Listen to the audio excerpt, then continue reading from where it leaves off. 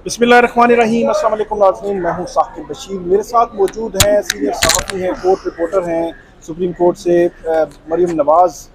आज हम बात करेंगे मखसूस नशिस्तों के केस से मुतल्लिक। मखसूस नशिस्तों के केस में आज फुल कोर्ट जो है वो समाअत हुई है और फुल कोर्ट समाअत अब 24 जून तक मुलतवी हुई है। आज की समाअत में बराह रास्त दिखाई गई, यकीनी तौर पर आप में से बहुत सारे लोगों ने उसको देखा होगा, लेकिन उसका क्रक्स आपके सामने रखेंगे। एक तो सुप्रीम कोर्ट ने आज ये कहा है कि 24 और 25 जून को हम इस केस को कंक्लूड करेंगे। दूसरे लफ्ज़ों में आप ये कह सकते हैं कि ईद के बाद ये केस टेकअप होगा और इस जो जून के महीने में ही इस केस का फैसला आ जाएगा कि ये नशिस्तें जो है वो पीटीआई को मिलनी है या बाकी जो वो पॉलिटिकल पार्टीज़ को मिलनी है।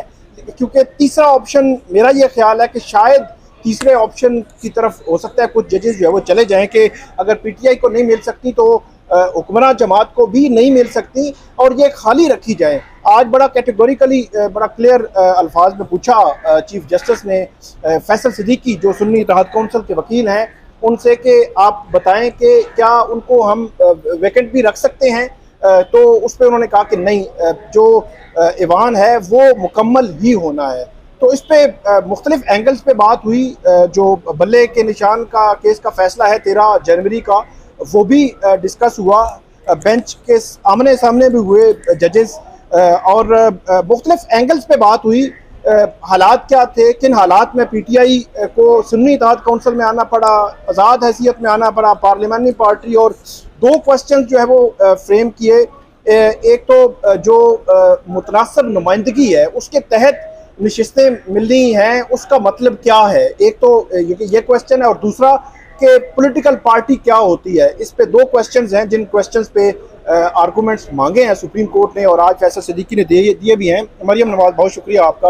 एक तो आज की जो प्रोसीडिंग थी, आप क्रक्स पहले बताएं, फिर वन बाय वन हम क्वेश्चंस पे जाते हैं। आपको क्या लगता है कि क्रक्स क्या है आज की समाअत का? जो ओवरऑल अगर हम उसको वन लाइनर में कहें तो आज की समाअत दिफा था चीफ जस्टिस कादी फैज़ ईसा और जस्टिस मोहम्मद अली मजहर की जानिब से 13 जनवरी के बल्ले के इंतखाबी निशान के फैसले का, जबकि बाकी जजेस के उस फैसले से मुतालिक उस फैसले के इफेक्ट्स पर वो बात कर रहे थे। कुछ हक में थे, ज्यादातर खिलाफ थे। और आप ये कह सकते हैं कि बल्ले के इंतखाबी निशान पर सुप्रीम कोर्ट के ज्यादातर जजेस खैफ नजर आते हैं। उसकी वजह यह है क्योंकि जो पूरी सिचुएशन क्रिएट हुई इलेक्शंस की वो उस एक फैसले के इफेक्ट से है। आज जस्टिस मुनीब अख्तर ने क्लियरली कह दिया और उनके अल्फाज बिल्कुल ठीक थे कि वो कैस्केडिंग इफेक्ट्स ऑफ एरर्स हैं।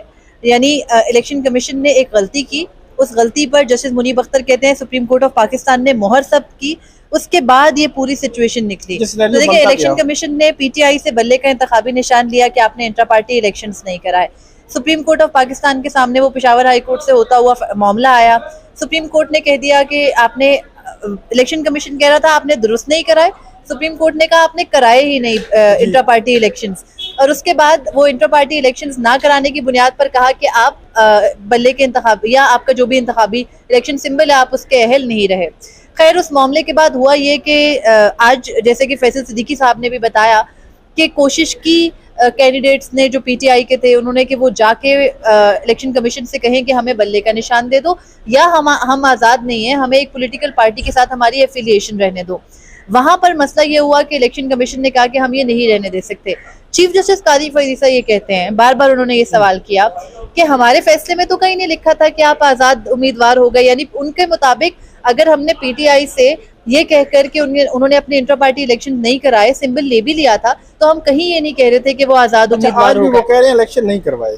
हाँ, चीफ जस्टिस अपनी बात पर क्लियर है, भाई इलेक्शन नहीं कराए पीटीआई वालों ने इंट्रा पार्टी इलेक्शंस। वो कहते हैं अगर एक सियासी जमात ने इंट्रा पार्टी इलेक्शन नहीं कराए तो वो अपने इंतखाबी निशान के अहल भी नहीं थे। लेकिन हमने तो फैसले में कहीं नहीं लिखा कि वो सारे आज़ाद हैसियत में चले गए।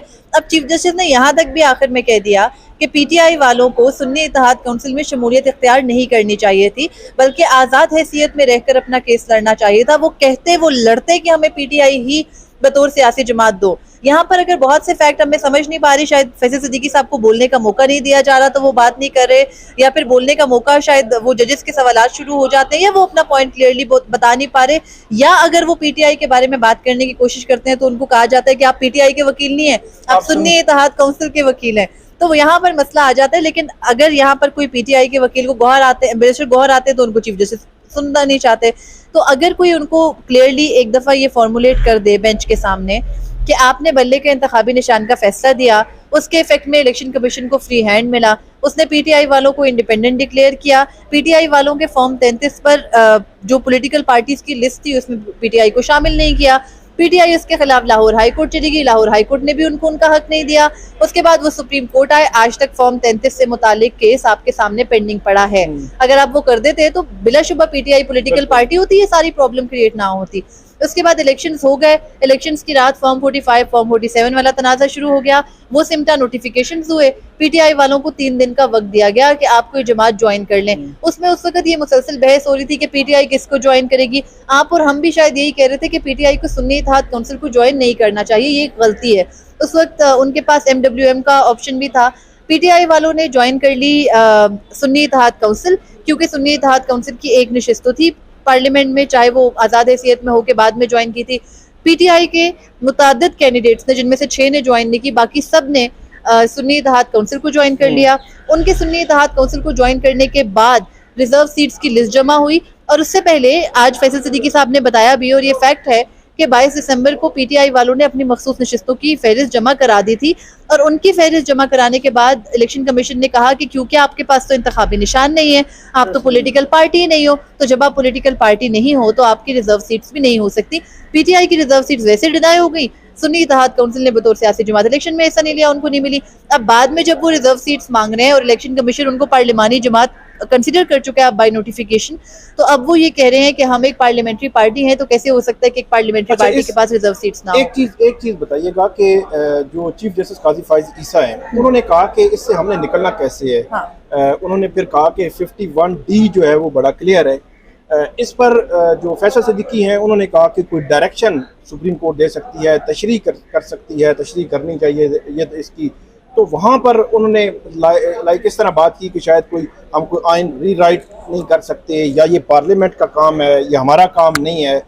इससे तो बज़ाहिर ऐसे लगता है कि चीफ जस्टिस काजी फाइज ईसा तो अभी वहीं पे हैं कि उनका माइंड जो है वो आगे पीछे नहीं हुआ। बल्कि एक और जो मिसाल दी जस्टिस मंसूर अली शाह, उन्होंने कहा कि अगर जो है वो 60 सीट जो है वो सीट्स किसी एक पॉलिटिकल पार्टी की हों और 200 जो है वो इंडिपेंडेंट जीत के आ जाए, तो फिर वो डिस्ट्रीब्यूशन कैसे होगी। फिर एक वो बात ये भी हुई कि कोई भी पॉलिटिकल पार्टी ना जीते तो फिर तो क्या होगा। तो ये जो सारा सिनेरियो है, एक तरफ के जजेस जो है वो इस किस्म का सिनेरियो बना रहे हैं कि ठीक है 77 का मसला नहीं है, आपने उसको हल करना है कि अगर सिचुएशन वो बन जाए कि 200 आज़ाद जीत के आ जाए, तो अगर वो हल नहीं हो सकता तो 77 वाला कैसे हल हो सकता है। लेकिन चीफ जस्टिस काजी फाइज ईसा की बातों से लगा कि शायद वो वही कह रहे हैं कि आइन जो है वो जो कुछ कह रहा है हम उसी में जाएंगे। चीफ जस्टिस ने आज वाजे कर दिया 2-3 मौकों पर। उन्होंने एक दफा जस्टिस मुनीब अख्तर ने जब कहा कि आपकी जजमेंट की लॉजिक ये थी कि पीटीआई बैट सिंबल, तो उस वक्त उन्होंने कहा कि आइन क्लियर है, आइन लॉजिक्स पे नहीं चलता, जो लिखा है हमने उसके मुताबिक हल्फ उठाया है। तो एक चीज पर चीफ जस्टिस काजी फाइज ईसा बिल्कुल क्लियर है, जैसे आप जिस वक्त का हवाला दे रहे हैं उस वक्त भी उन्होंने कहा कि कुछ चीजें पार्लियामेंट को करनी चाहिए, ये पार्लियामेंट के इख्तियारात हैं। अगर किसी चीज में कोई कमी, किसी शिक में कुछ नहीं लिखा तो वो भी पार्लियामेंट ने ऐड करना है, हमने नहीं करना। उन्होंने कहा कि मैं आइन को रीराइट करने वाली चीज से अब हम निकल आए, अब हम आगे चल पड़े। मैंने पहले दिन, अभी ये फुल कोर्ट बना था तो ये गेस कर रहे थे सबके क्या होगा क्या होगा, उस वक्त भी ये कहा था अभी इलेक्शन कमीशन के दलाइल आना बाकी है, अभी अटॉर्नी जनरल का बोलना बाकी है। जब ये सारा मामला उठेगा और वो अदालत को कहेंगे कि पहले तो ये इनका बनता नहीं है राइट, अगर अदालत कन्विंस नहीं होती उनके इन आर्ग्यूमेंट से कि ये सुन्नी इत्तेहाद काउंसिल का राइट नहीं बनता, उनका नहीं बनता तो बाकी पॉलिटिकल पार्टीज का नहीं बनता, अल्टीमेटली कहीं ना कहीं से अगर ये सजेशन आ जाती है ना कि ये मामला वापस पार्लियामेंट के पास जाए, क्योंकि in the end of the day अगर आइन खामोश है, 51D नहीं बोल रहा है इस पे, आर्टिकल 106 कुछ और कह रहा है, फिर इलेक्शन एक्ट के जो मुख्तलिफ शिकें हैं वो कुछ और कह रही हैं, तो अगर ये इन चीज़ों पर, इस एक पर्टिकुलर सिचुएशन के ऊपर आइन खामोश है, तो उस पर वो जो गैप है या वैक्यूम है उसको फिल करना है पार्लियामेंट ने। अगर सुप्रीम कोर्ट पहले की तरह तशरीहों में नहीं जाती, आपको पता है आर्टिकल 63A के फैसले को लेकर आज सुप्रीम कोर्ट की कमरा अदालत नंबर 1 में क्या हो रहा था, फिर बैट सिंबल को लेकर क्या हो रहा था, फिर 62(1)(f) वाले केस में चीफ जस्टिस ने कहा कि हमें नहीं बढ़ के आगे ये फैसले करने चाहिए बल्कि पार्लियामेंट पे छोड़ने चाहिए, तो फिर मुझे लगता है कि ये मामला वापस पार्लियामेंट में भी जा सकता है। उस सूरत में पीटीआई के लिए लूजिंग सिचुएशन ही होगी, क्योंकि पार्लियामेंट इस वक्त जो बैठी है वो पीडीएम हुकूमतों की है, उन्होंने ही कानून साजी करनी है।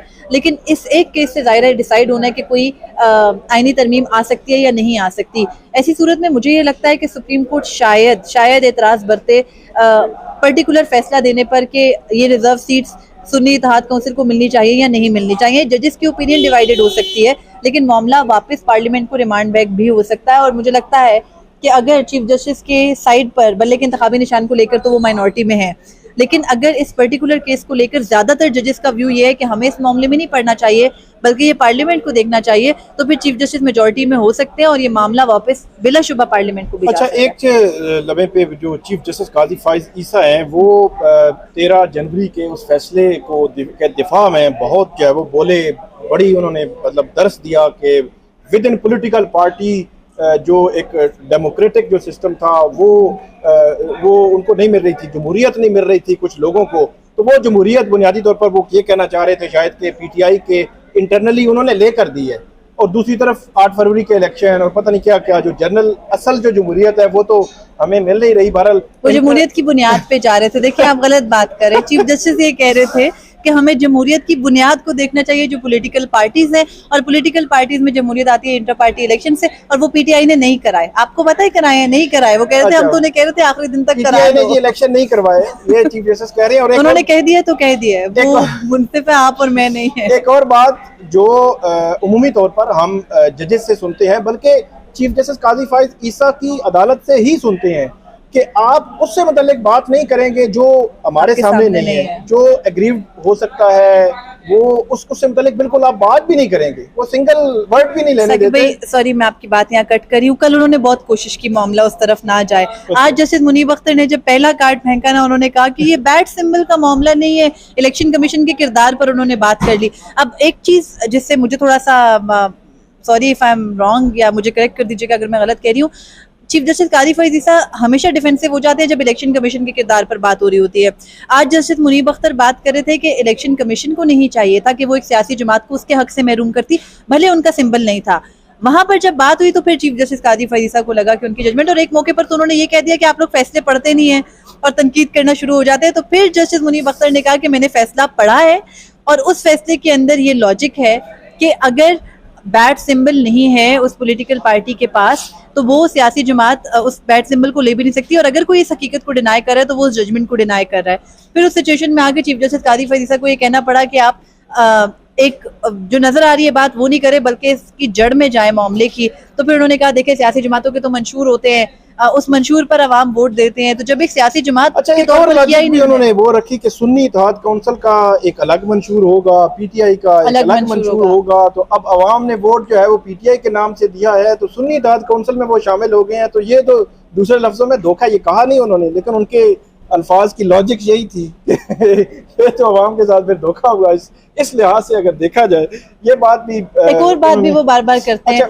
वो कहते हैं कि अगर कल को पीटीआई वाले आके कह दें कि जब फैसल सिद्दीकी साहब पीटीआई की बात एक्सप्लेन करने की कोशिश करते हैं ना कि पीटीआई ने ये किया था, तो चीफ जस्टिस एकदम से कहते हैं कल को अगर पीटीआई वाले आके कह दें कि हम तो सुन्नी इत्तेहाद काउंसिल में नहीं है, तो हमारे ये तो अलग पार्टी और हम अलग पार्टी है, तो लगता है ऐसे जैसे चीफ जस्टिस का मौक़िफ़ ये है कि शायद पीटीआई वाले, क्योंकि वो आपको पता है पीटीआई के बारे में शुरू में ये बात होती थी कि उन्होंने मिक्स अचार बनाया हुआ है, एक इमरान खान है बाकी सारी दूसरी सियासी जमातों से आए हुए हैं। आज चीफ जस्टिस ने ये जिक्र भी कर दिया, उन्होंने कहा कि हमारे मुल्क में तो ये होता है, दुनिया में कहीं भी नहीं होता कि एक पॉलिटिकल पार्टी को छोड़ के दूसरी को ज्वाइन कर लेते हैं। तो इंटर पार्टी इलेक्शन उस ज़िमन में बहुत जरूरी होते हैं कि जो पार्टी के साथ जुड़े हुए उनके असल वफादार होते हैं उनको हक मिले। आपको पता है ना बल्ले के इंतखाबी निशान में अकबर बाबर वगैरह को अहमियत बाबर के लिए सुप्रीम कोर्ट ने जितनी मेहनत की है, अपना पूरा कैरियर दाव पे लगा दिया है। आज भी नाम लिया बगैर उनका जिक्र, हैरान कौन तौर पर आज भी जिक्र हुआ, और हैरान कौन तौर पर अकबर बाबर हमें इलेक्शन में नहीं नजर आए। मतलब इंट्रा पार्टी जमहूरियत उनको चाहिए, मुल्क की जमहूरियत की उनको कोई फिक्र नहीं है। बहरहाल उनका अपना मौक़िफ़ है। एक मैं बात करने लगा था कि जो जजेस हमेशा कहते हैं और चीफ जस्टिस भी कहते हैं कि उन्होंने अब जो उनके खिलाफ रिव्यू पेंडिंग है बल्ले के निशान वाले मामले में, अब चीफ जस्टिस ने पूरी एक तकरीर जो है वो कर दी है। 29 मई को उन्होंने पूरा खत लिख मारा है, मतलब वो जो अब आज तकरीर भी कर दी, और उस तकरीर जो बात कर रहे थे जब ऑब्जर्वेशन दे रहे थे उस दौरान जस्टिस अतर मिनल्ला ने उनको टोका भी कि ये रिव्यू पेंडिंग है इसका, लेकिन उस दौरान फिर जो है वो देखें, जस्टिस मोहम्मद अली मजहर ने ये बात की। 2 जजेस है ना जिन्होंने खास मतलब तीन जजेस ने फैसला दिया। जस्टिस मुसर्रत अली हिलाली बीमार हैं, मिसाल के तौर पर अगर चीफ जस्टिस कादी फैज़ीसा और जस्टिस मोहम्मद अली मजहर के साथ किसी एक और जज को बिठाकर ये बेंच बैठता है बल्ले के इंतखाबी निशान वाले रिव्यू में, तो आज तो जो हुआ उसमें रिव्यू खारिज हो गया, क्योंकि चीफ जस्टिस ये कहते हैं कि हमारे फैसले में कहीं नहीं लिखा था कि पीटीआई वाले कैंडिडेट्स आजाद है और इंट्रा पार्टी इलेक्शंस तो उन्होंने कराए नहीं। अब ये 2 पॉइंट्स जब सुप्रीम कोर्ट ऑफ पाकिस्तान नहीं मान रही है तो उस जजमेंट को वो रिव्यू क्या करेंगे। दूसरे जस्टिस मोहम्मद अली मजहर है, जस्टिस मोहम्मद अली मजहर भी ये कहते हैं कि हमारा फैसला सुन्नी इत्तेहाद काउंसिल से मुतालिक नहीं था, पीटीआई के सिंबल से मुतालिक था और वो इंट्रा पार्टी इलेक्शन से मुतालिक था, उनको आजाद हैसियत में करने या पोलिटिकल पार्टी से मुतालिक नहीं था। 2 जजेस जिन्होंने बैठकर ये रिव्यू सुनना है हर सूरत, वो इतना क्लियर है अपने माइंड में, तो वो क्या रिव्यू सुनेंगे। आज रिव्यू खारिज हो गया है, रिव्यू खारिज ही है। आखिरी बात के वो फैसल सिद्दीकी जो है वो भी वो कहीं ना कहीं वो आप क्या कह रहे हैं कि लाइटर नोट ही वो कह रहे थे, लेकिन वो कहते कहते कि उन्होंने जिस तरह कस्टम के जो केसेस होते हैं उसमें कोई वजाहत कर दी जाती है कि ये वो कह रहे हैं और इसका मतलब ये है और ये नहीं कह रहे, वो क्या बात थी, उन्होंने क्या बात की थी। आज जब वो बल्ले के इंतखाबी निशान से मुतालिक चीफ जस्टिस कह रहे थे ना कि हमारे फैसले में तो कहीं ये नहीं लिखा, उसका आप लोग बार बार उसकी इम्प्लीकेशंस की उसके इफेक्ट्स की बात करें, तो हमारे फैसले में ये नहीं लिखा, ये लिखा, ये नहीं लिखा, ये लिखा है। उस बात पर फैसल सिद्दीकी ने कहा कि सर ऑन लाइटर नोट अगर आप कस्टम एक्ट के फैसले की तरह अपने फैसले में भी एक वजाहती नोट लिख देते तो क्लैरिफिकेशन हो जाती, तो उस पर चीफ जस्टिस तो आसानी हो जाती। तो चीफ जस्टिस कादी फैज़ीसा कहते हैं कि और भी आसानी हो जाती कि अगर वो पार्टी जिसके आप वकील नहीं है वो इंट्रा पार्टी इलेक्शंस करा लेती, तो ये सारा यानी यहाँ पर आकर चीफ जस्टिस कादी फैज़ीसा खुद भी कबूल करें कि जो पूरी सिचुएशन है, जिस पूरी एक बहरान की सी कैफियत में पार्लियामेंट इलेक्शन कमीशन मुल्क पड़ा है, वो आपके एक फैसले से है। तो यानी वो कहते हैं अगर पीटीआई इंट्रा पार्टी इलेक्शंस करा लेती तो उनको ना वो फैसला देना पड़ता ना ये सब कुछ होता। तो कसूर सारा पीटीआई का अपना है। बहुत शुक्रिया मरियम नवाज ने बड़ी तफसील के साथ हमें बताया कि आज की जो प्रोसीडिंग्स थी वो क्या थी, क्या चीदा पॉइंट्स थे, क्रक्स क्या था। अब 24 और 25 जून को ये मामला जो है डिसाइड होना है, लेकिन एक चीज़ तय है कि इस माह जून के एंड तक ये कंक्लूड हो जाएगा और उसका फेट डिसाइड हो जाएगा कि ये 77 सीट्स जानी किधर हैं और ये जिस तरफ जाएंगी, जो फ्यूचर है पॉलिटिक्स का पाकिस्तान में, सियासत का जो मुस्तकबिल है, उस पर गहरे असरात होंगे। ख़ास तौर पर अगर हुक्मरान इत्तेहाद की तरफ जाती हैं तो फिर आपको आइनी तरमीम जो है वो मुस्तकबिल में नज़र आएंगी। एक आइनी तरमीम की तो बहुत ज़्यादा बात की जाती है, और भी हो सकता है नज़र आए क्योंकि उनके पास 2/3 मेजॉरिटी आ जाएगी, लेकिन अगर पीटीआई को मिलती हैं तो वो डेफिनेटली थोड़ी सी मजीद पावर में आ जाएंगी, इससे ज़्यादा कुछ नहीं होगा। तो ये आज की प्रोसीडिंग थी। उम्मीद है आपको पसंद आएगी वीडियो, फीडबैक दीजिएगा। अल्लाह हाफिज़।